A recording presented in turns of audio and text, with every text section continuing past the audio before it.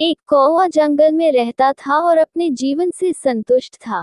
एक दिन उसने एक हंस को देखा। ये हंस कितना सफेद है, कितना सुंदर लगता है, उसने मन ही मन सोचा।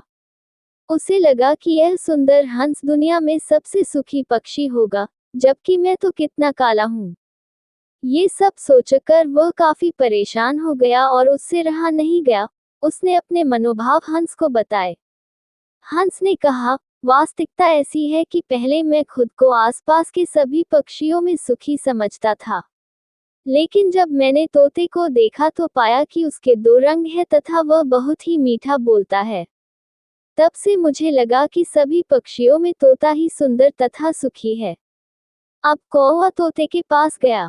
तोते ने कहा, मैं सुखी जिंदगी जी रहा था, लेकिन जब मैंने मोर को देखा तब मुझे लगा कि मुझ में तो दो रंग ही, परंतु मोर तो विविधरंगी है। मुझे तो वही सुखी लगता है। फिर कौवा उड़कर प्राणी संग्रहालय गया, जहाँ कई लोग मोर देखने एकत्र हुए थे। जब सब लोग चले गए तो कौवा उसके पास जाकर बोला, मित्र, तुम तो अति सुंदर हो। कितने सारे लोग तुम्हें देखने के लिए इकट्ठे होते हैं। प्रतिदिन तुम्हें देखने के लिए हजारों लोग आते हैं, जबकि मुझे देखते ही लोग मुझे उड़ा देते हैं। मुझे लगता है कि अपने इस ग्रह पर तो तुम ही सभी पक्षियों में सबसे सुखी हो।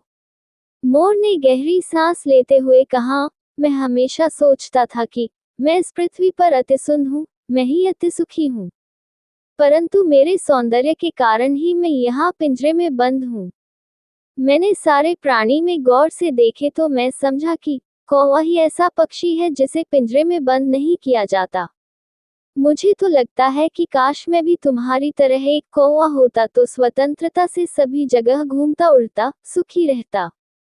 मित्रों, यही तो है हमारी समस्या।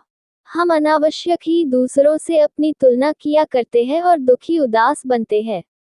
हम कभी हमें जो मिला होता है उसकी कद्र नहीं करते, इसी के कारण दुख के विषचक्र में फंसे रहते हैं। प्रत्येक दिन को भगवान की भेंट समझकर आनंद से जीना चाहिए।